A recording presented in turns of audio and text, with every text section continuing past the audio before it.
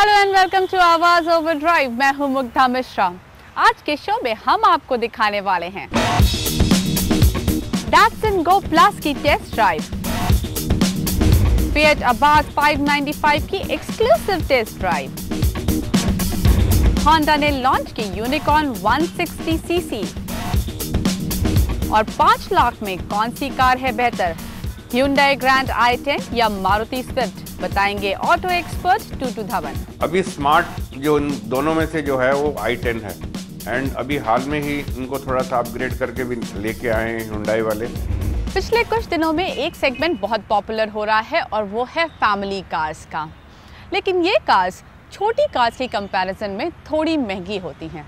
अब डैटसन एक नई कार लेकर आ रहा है जिसका नाम है डैटसन गो प्लस। इसमें 7 सीट्स का ऑप्शन भी होने वाला है, लेकिन क्या ये 7 सीट का ऑप्शन वाकई फैमिली कार साबित होगा और is it going to be too compact for comfort, बता रहे हैं मेरे सहयोगी अतुल मिश्रा।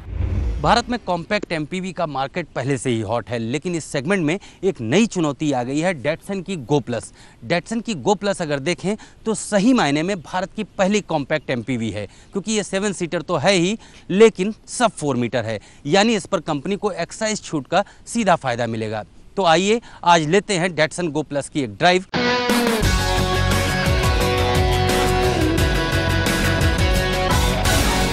गो प्लस भारत में डैटसन की दूसरी पेशकश है। इससे पहले कंपनी भारत में हैचबैक कार गो लॉन्च कर चुकी है। गो प्लस की अगर हम बात करें तो ये भी इंटीरियर और एक्सटीरियर में काफ़ी कुछ डैटसन गो से मिलती जुलती है और दोनों ही एक ही प्लेटफॉर्म पर तैयार की गई हैं।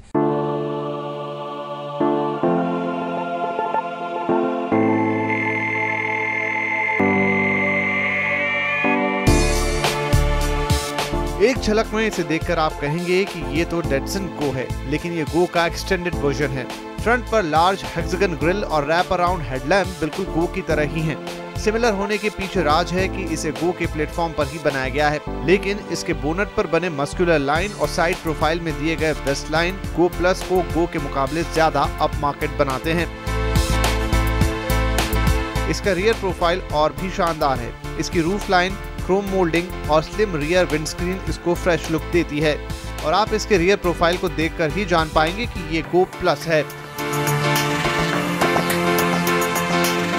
कंपनी के डिजाइनरों ने 4 मीटर के सब ब्रैकेट में इसे फिट करने के लिए इस पर बारीकी से काम किया है, तभी तो इसकी लंबाई गो के मुकाबले सिर्फ 210 मिलीमीटर ज्यादा है।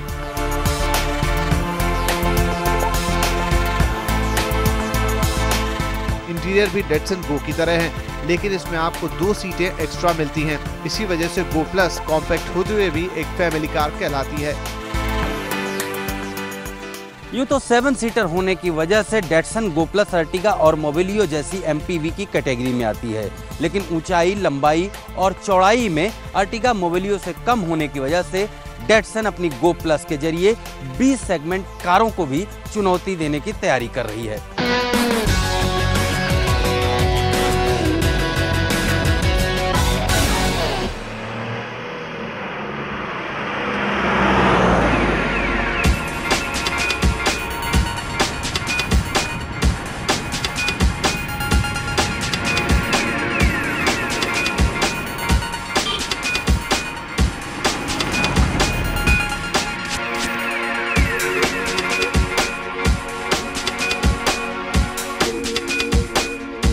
गो प्लस में 1.2 लीटर का 3 सिलेंडर पेट्रोल इंजन है जो 1200 सीसी क्षमता का है और यह आपको 68 पीएस की मैक्सिमम पावर 5000 आरपीएम पर देगी, जबकि 104 एनएम का टॉर्क जनरेट करेगी। 104 एनएम का ये टॉर्क आपको 4000 आरपीएम पर मिलेगा। कुल मिलाकर पावर के मामले में ये कार किसी भी बी प्लस सेगमेंट की कार की तरह ही है। हालांकि माइलेज इसका काफी बेहतरीन है। कंपनी का दावा है कि ये 20 किलोमीटर प्रति लीटर से ज्यादा का माइलेज आपको देगी।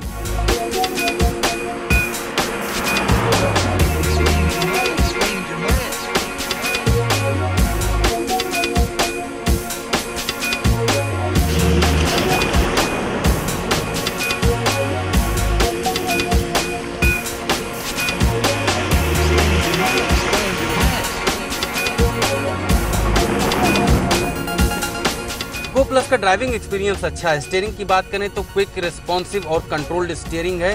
सस्पेंशन भी काफ़ी बेहतरीन है। ड्राइविंग काफ़ी आरामदायक है और यहाँ पर सीट्स की बात करें तो वो भी काफ़ी कंफर्टेबल हैं। फीचर्स में मोबाइल डॉकिंग स्टेशन है, इसमें ऑक्सीजन और यूएसबी दिया गया है। इसके अलावा जो है सेंसिटिव वाइपर्स हैं और अगर हम कंफर्ट लेवल की बात करें तो पहली बार यहाँ पर देखा जाए तो हैंड ब्रेक और गियर दोनों डैश में दिया गया है। थोड़ा स्पेस बनाने की कोशिश है। सीट्स की बात करें तो पहली बार इस कार में बेंच सीट्स का इस्तेमाल हुआ है। फ्रंट और सेकेंड रो की सीट कंफर्टेबल हैं, ठीक है, स्पेसियस हैं, लेकिन जो थर्ड रो की सीट है वहाँ पर वो कह सकते हैं हम कि बच्चों के लिए सीट है। एक बड़े आदमी को वहाँ बैठने में मुश्किल होगी।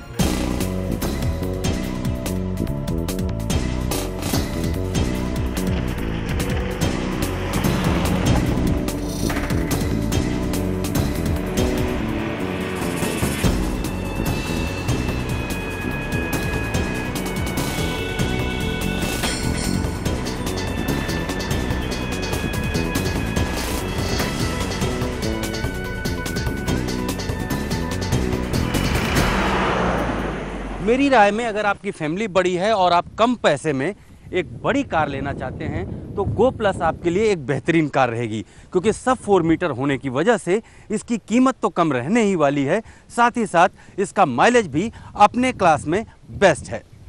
फिलहाल हमारे लिए वक्त हो गया है एक छोटे से ब्रेक का, लेकिन आप कहीं मत जाइए क्योंकि ब्रेक के बाद हम आपको दिखाने वाले हैं उबर कूल फिएट अबाद 595 की exclusive test drive. Welcome back. आजकल बाइक सेगमेंट पे एक नया सेगमेंट क्रिएट हो गया है। जी हाँ, 160 सीसी का। इसकी शुरुआत की टीवीएस ने अपाचे के लॉन्च के साथ और अब लगभग हर टू व्हीलर कंपनी इस सेगमेंट में अपनी बाइक्स उतार रही है। होंडा ने भी यूनिकॉर्न का नया वर्जन 160 सीसी वाला वर्जन लॉन्च कर दिया है। उधर ऑडी एसयूवी सेगमेंट में धमाल मचाने के लिए Q7 को नए रूप में लेकर आ रही है। तो कैसी है ये next generation Q7? Let's find out.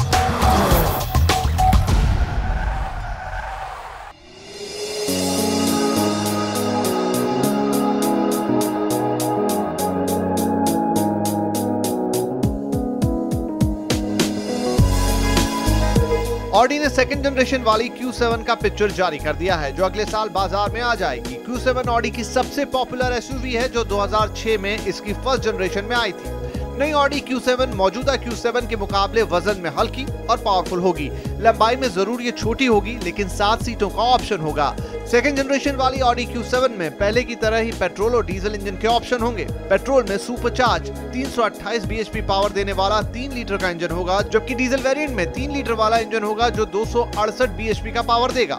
माना जा रहा है कि इंडिया में नई ऑडी Q7 अगले साल के आखिर तक आ जाएगी।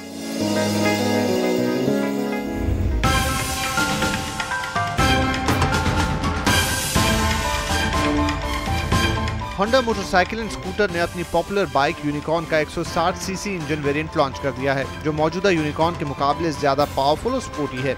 नई यूनिकॉर्न 160 सीसी की कीमत करीब 70 से 74 हजार रुपए के बीच है। इसकी स्टाइलिंग होंडा ट्रिगर से मिलती है, लेकिन इसमें 163 सीसी का इंजन लगा है जो 14.5 bhp का पावर देता है। यूनिकॉर्न 160 टेस्ट कंडीशन में 62 किलोमीटर का माइलेज देती है। कंपनी का कहना है कि इसमें HET टेक्नोलॉजी के साथ कॉम्बी ब्रेक फीचर दिए गए हैं।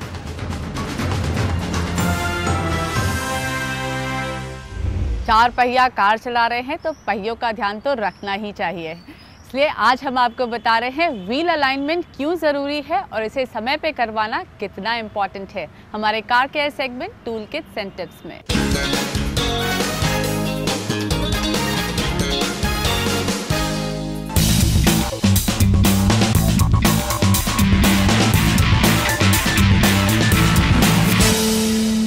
आइए आज हम बात करते हैं व्हील अलाइनमेंट के बारे में। कई बार हमने देखा होगा कि हमारा गाड़ी ड्राइव करते समय लेफ्ट या राइट पुल हो रहा है, स्टीयरिंग सेंटर में पकड़ने के बावजूद भी अभी स्टेबिलिटी नहीं मिल रहा है या स्टीयरिंग क्रॉस रह रहा है। साथ ही साथ हमने कभी ऑब्जर्व करते हैं कि टायर्स उसका वॉर्न आउट हो रहा है, काफ़ी जल्दी वॉर्न आउट हो रहा है, अनइवन वॉर्न आउट हो रहा है। कई सारे रीज़न हो सकते हैं, लेकिन इसमें मेन चीज़ होता है व्हील अलाइनमेंट। तो आइए आज जानते हैं कि ये व्हील अलाइनमेंट होता क्या है, अगर ये टाइम टू टाइम न करें तो उसमें क्या डिसएडवांटेजेस होते हैं, साथ ही साथ ये अलाइनमेंट करने में कितना खर्चा आता है और क्या ड्यूरेशन के अंदर ये करना चाहिए। तो जानते हैं आज अलाइनमेंट क्या होता है। तो ये है हमारा 3D व्हील अलाइनमेंट मशीन। यहाँ पर हम सेंसर जो लेते हैं व्हील के ऊपर सेट करने के बाद हमें ये मशीन ये कंप्यूटर पे रीडिंग दिखाना शुरू कर देता है कि आपका व्हील अलाइनमेंट आपका एक्चुअल वैल्यू से कितना डिस्ट्रैक्ट हो रहा है। खास करके व्हील अलाइनमेंट में 3 चीज़ें आती हैं, जैसे कास्टर एंगल, कैम्बर एंगल और टो एंगल। ये रिलेटेड होता है आपका बॉडी से, बॉडी का एंगल, सस्पेंशन एंड टायर उसके एंगल से। तो इसका जो सेटिंग होता है, ये व्हील का अलाइनमेंट का मशीन जो हमें रीडिंग बताया उसके हिसाब से हम सेटिंग चालू कर देते हैं।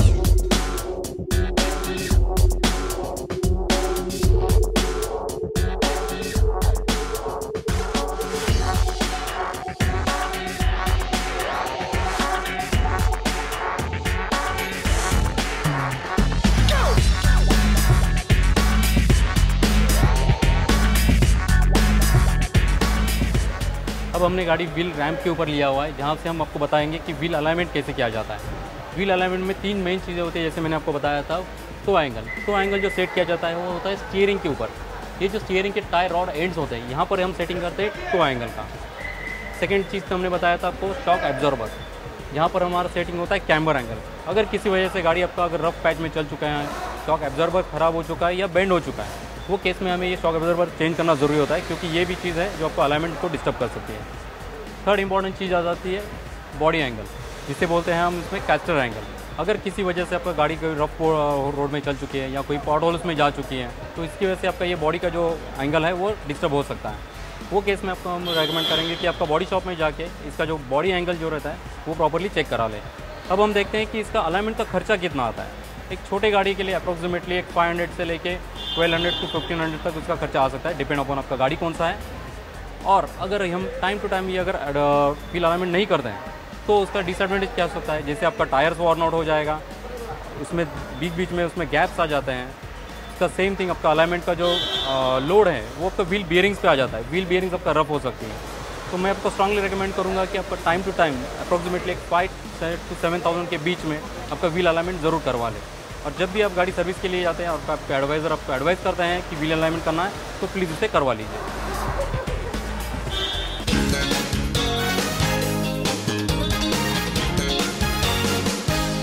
कॉम्पैक्ट एंड विकेड और परफॉर्मेंस स्पोर्ट्स कार।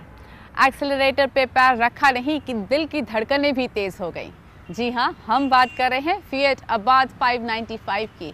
इतिहास के कई पन्नों पर इसका नाम है और खुशखबरी ये कि अब ये भारत में भी लॉन्च होने वाली है। तो मेरे सहयोगी कुमार संजय बता रहे हैं क्या खास है इस सुपर कूल आइकॉनिक कार में।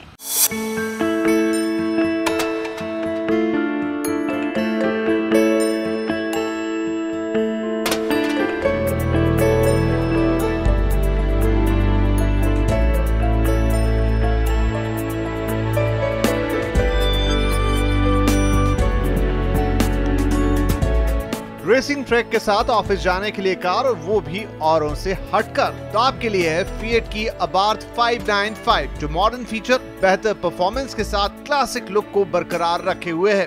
इसमें पावर, परफॉर्मेंस, एटीट्यूड के साथ साथ कंपनी कस्टमाइजेशन की सुविधा भी देती है। अबार्थ 595 फिएट 500 के बेस पर ही बनी है, लेकिन कंपनी ने पिछले साल इसे अबार्थ 595 के 50 साल पूरे होने पर बनाया था।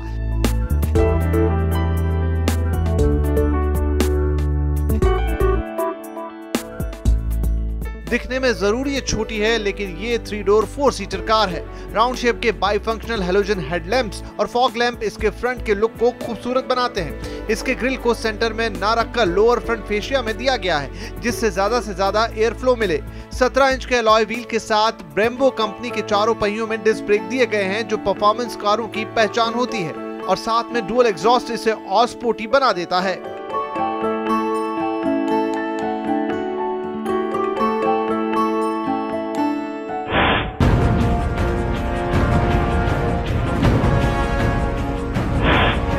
क्योंकि पहली बार ये कार 1963 में तुरीन मोटर शो के लिए बनी थी, जिनका मिशन था गो फास्टर देन यस्टरडे, विन मोर। इसी फिलॉसफी पर 1960 के दौर में अबार्थ ने कई खिताब जीते हैं।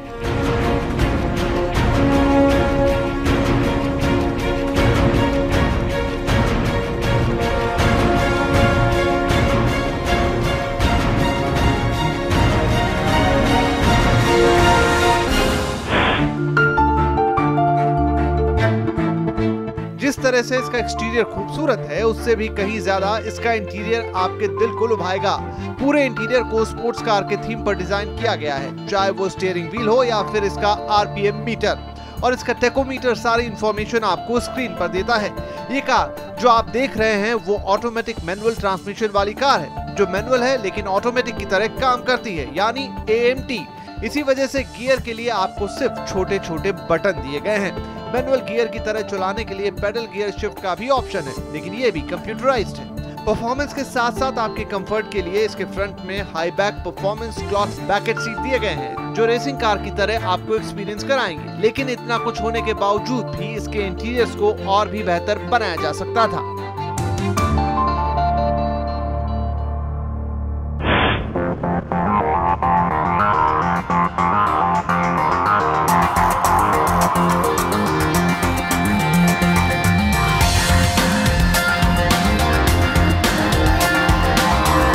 इसमें 1.4 लीटर का टर्बोचार्ज पेट्रोल इंजन है। कैपेसिटी के लिहाज से इसमें इंजन जरूर छोटा है, लेकिन रेसिंग ट्रैक पर दौड़ने के लिए ट्यून किया हुआ है, तभी तो ये 158 bhp का पावर जनरेट करता है। और जब इतनी छोटी कार में इतना पावर मिले तो आप समझ सकते हैं कि ये कार कितनी रफ्तार से दौड़ सकती है। रेसिंग ट्रैक को छोड़ दिया जाए तो नॉर्मल सड़क या हाईवे भी इसके लिए कम पड़ती है, लेकिन इतनी रफ्तार होने के बावजूद भी इसे सिटी में चलाना काफी आसान है। सेफ्टी के लिहाज से भी ये कम नहीं है। 7 airbags, anti lock braking system, 3 mode electronic stability program जैसे सेफ्टी फीचर से ये कार लेस है। लेकिन देखना होगा कि फिएट इंडिया इस आइकॉनिक कार की देश में पोजीशनिंग कैसे करती है, क्योंकि कंपनी ने 2008 में भी 500 को लॉन्च किया था, लेकिन वो ज्यादा बिक नहीं पाई। लेकिन अब देखना होगा कि अब भारत में कितने जलवे बिखेरती है।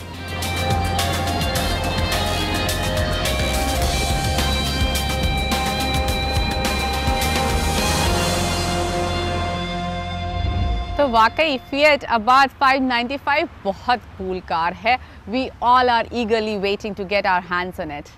Time for us to take a short break, लेकिन ब्रेक के बाद मशहूर ऑटो एक्सपर्ट टूटू धवन बताएंगे हमें 5 लाख में कौन सी कार है बेहतर, Hyundai ग्रैंड i10 या फिर मारुति स्विफ्ट। इसके साथ ही होंगे आपके ढेर सारे सवाल जो आप हमें आवाज़ ओवर ड्राइव के ऑफिशियल फेसबुक पेज पर भेजते हैं। वेलकम बैक, आप देख रहे हैं आवाज़ ओवर ड्राइव। वक्त आ गया है आपके सवालों के जवाब देने का, और जवाब देने के लिए हमारे साथ हैं मशहूर ऑटो एक्सपर्ट टूटू धवन। टूटू जी, पहला सवाल सचिन अग्रवाल का है। बाइक लेना चाहते हैं, जानना चाहते हैं R15, CBR 150 या फिर करिश्मा ZMR में से कौन सी बेटर चॉइस है?